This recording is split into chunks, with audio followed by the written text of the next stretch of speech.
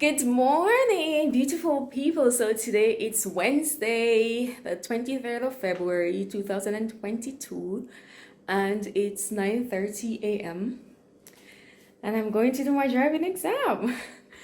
So I've been learning to drive for a lot of months now, but I'll give you the full story later on. So, the exam is at 10:45.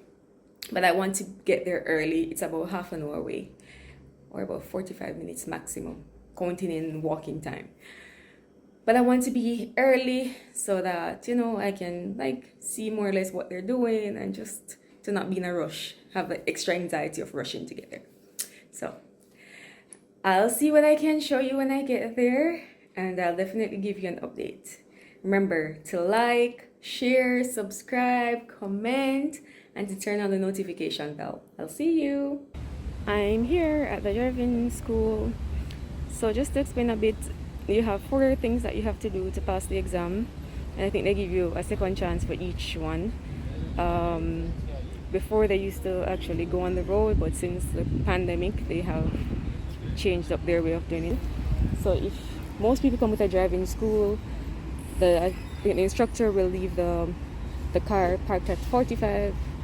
You as the student have to go in, remove it, and then they send you to do a parallel park right here between these 2 things. And then after, they have some cones that you have to go around in the form of a zigzag, and then I think you have to go around the roundabout, and that's it. So I'm early. I'm here actually half an hour early, so I'm just watching and seeing how things go, and then wait on the driver. Wish me luck. Guess what, guys? I passed my exam. I'm officially legal to drive in Argentina. Now it's just for me to figure out how to get a car. Bye. See ya. Remember to like, share, and subscribe. Okay, guys. Hello. So I'm heading to my driving school now. This is my second to last time. Hopefully I will go well. Get it right this time so that I can do the exam on Wednesday and pass. Bien, ponemos una tercera. Un poco de freno.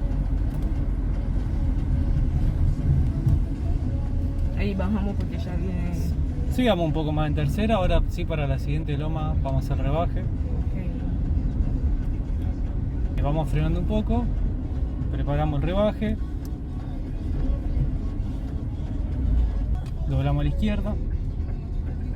Y ahora lo que vamos a hacer, vamos a pasarnos al lado derecho. Eso. Y ahora más adelante vamos a hacer una detención. Adelante del... Claro, pasamos el auto blanco, ahí pisamos el embrague a fondo, enderezamos un poco. Muy bien, y ahora hacemos una pausa. Muy bien. Ahí está, bárbaro. Bien, sacamos cambio. So guys, today I'm at my driving lesson. And this is like my 100th class. I started in June and now it's what, January? But it's not how long it takes. It's just, the important thing is just to be consistent. And I'm driving automatic car, not an automatic car, a manual car, so that makes it harder. I've never had any experiences driving before, so yeah. Here you have the stick, the wheel, and here you have me. Hello, so I'm here at the driving school, well, not at the driving school, at the government agency, waiting to get my written exam done. It's my second time here. It's the first time I got like 85%, and you need 90% and above to pass, so I'm here waiting for them to call my name to do the exam again, and I hope it goes well. I don't want to come back, so yeah, let me just show you. It's not anything fancy, it's a government. Right. Here you have the rules and then the entrance. So I'll see you when I get out. Guys, we're not getting it. I passed. I got 95%. Aprobado. So now I have to make an appointment with the school to come and get my practical exam done, and I'm gonna show you where they do the practical exam. I'm so happy. Like, I've gone past 2 of the steps and I just have 1. That's where you get your practical exams done. You see all the cars from the different institutes over there. Here you have it. Oh, and that's my school. And all the instructors.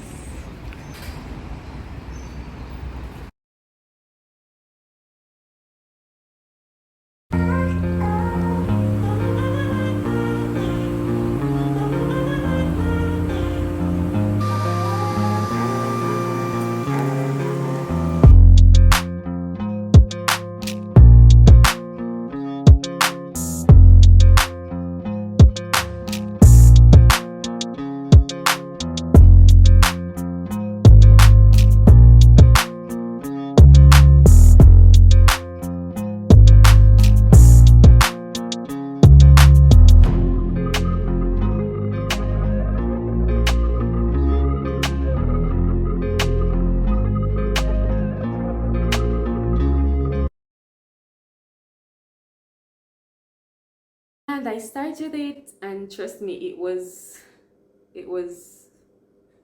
I'll tell you what happened when I went into the car. Yes. So when I went into the car with the instructor, and he was explaining to me different things and all of that, and he was showing me like a stick to say, oh, this is what you put to change the gear, and I was like, what? I'm going to learn with a manual car with a stick shift, whatever you call it where you're from. Like, I was like, I was this close to telling him, no matter. As we say in Jamaica, like, no, like, I was willing to call it quits, because I'm like, I've always heard that it's so hard to learn to drive with a stick shift. But anyways, I had paid half of the money already, so I was like, okay, I think I'll just have to continue with it. So continued.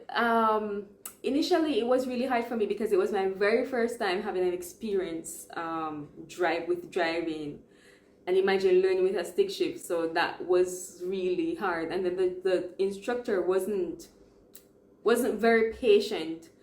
So after 3 classes with him, I messaged them and they changed me to another instructor, and he was so patient.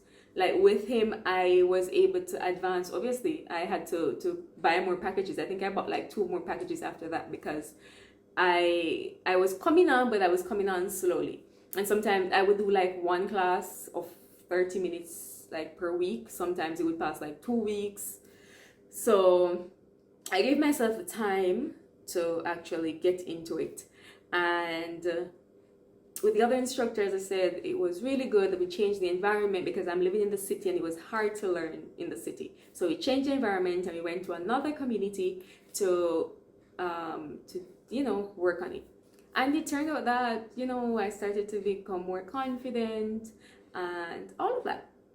So I'm gonna change things up a bit, because I don't want it to be, or didn't change much. I just changed my position. Right. So from the moment you start driving, when you sign up the papers, they ask you for your blood group, your blood type. I didn't have mine at the time. I didn't know mine, so I had to do a test. There were a lot of delays. So after I gave them the blood group, they made an appointment to do an exam that they call a psychophysical, which is like a psychophysical, not sure if a word like that exists in English, psychophysical exam. What they do is they pretty much determine if you're fit enough to drive. So they'll test your eyesight, they'll test your hearing, test your ability to judge. So on a screen, they will like pass an object, and like it eventually disappears, and they tell you to stamp when you think it gets to the end of a screen. Or they'll say, if you see a particular object, click, press the left one. If you see another one, press the right. So things like that. And they also, after that, after you pass the exam, you move on to the theory exam. So you have to do like a theory class, and in that class they explain to you the basics of the road codes and stuff like that. And they also have like a website where you can go on and do practice exams. I thought that the practice exam was only for, you could only do it once, but what I realized is that if you constantly do the practice exam, then the questions will repeat. Like they have a pool of questions, and if you continue to practice them, then eventually you will see some of the questions repeat on the exam. So I had to do the exam twice because I didn't pass it the first time. And the thing about this is that I got 85% on the first one, and they're like, no, you're only allowed 2 errors, so you have to get 90% or above. And there are 20 multiple choice questions, and you go to the office and they sit you on the computer and you do it. Now, the last one is the practical exam. I actually have a video of that, so I'll be able to show you the process. You make an appointment, you go. Before, I think they used to take you on the street, but since it's COVID and they don't want to put the instructors with the students, they have arranged like a little exam area where the school is for you to do. So I went into, the driver, the instructor, the owner of the car, which I went with a driving school, so they gave me the car to do the exam. They leave the car at a 45-degree angle. Then you have to remove it, or the 45. Then they send you to do a parallel park. Then after the parallel park, you have to do a zigzag with cones, and you can't hit anything. And then after that, you go and you park along the sidewalk, and then you have to reverse, leave, and then they set up some cones in a circular motion, and you have to go around that. That was the most challenging part for me in the exam, because the street is very narrow, and like they took a big chunk of it to do the roundabout. Then after you leave that, then you go and they make you park at 45 degrees, and then that's it. Wasn't anything too tough, honestly. Like, I think it could have been much worse, but I passed. And then after you pass, they send you to complete some information at a desk. When you finish there, you go to the next one, you give in your papers, and they print your card in the moment. Now I'm going to explain to you, then in the next part of this video, I'm going to explain to you why I feel so happy about getting my driver's license, and also show you more or less what it looks like. I know that there are applications where you can block out your personal information, but I'm not sure I know how to do that yet, so just in case, this is just what it looks like. It says Licencia Nacional de Conducir, and it tells you like which state or province, the city, and your picture, and all the works. Yeah, so this is what it looks like. And 3 reasons why I'm very proud of myself. Number 1, because I'm getting my driver's license at the age of 31, not 32 as yet, the age of 31. Number 2, because I learned to drive in a language that is not my own. I know I've been living in Argentina for 8 years, and most persons would say, oh, that's enough time to learn the language. Yes, it is. But you only really study or know the words that you use on a daily basis. So I had to like learn all the technical words that were associated with driving, like lembraje, also. Yeah, that's the pedal. What's it called? The thing that works with the stick shift with the. Guys, I'm gonna have to look for these words. And also volante, which is like a steering wheel, parabrisas, which are the 2 lights that you press to, to show that something's going on. Sorry, my explanations are horrible. I'm sorry. I'm tired, and this is just me inventing words all the time. But yes, and the last reason is that I learned to drive a manual car, which is not the easiest thing to do. And another thing, number 4, I forgot, like I did it in faith, you know, not having enough money when from the beginning, not having a car, but just going out there and doing it. And number 5 too, for sticking to it, because I could have said, no, I'm not going to continue with this, it's taking too long, too much money. Because you know what, I started learning in July and now it's February. So that's what, like 8 months to get a driver's license. That's no joke.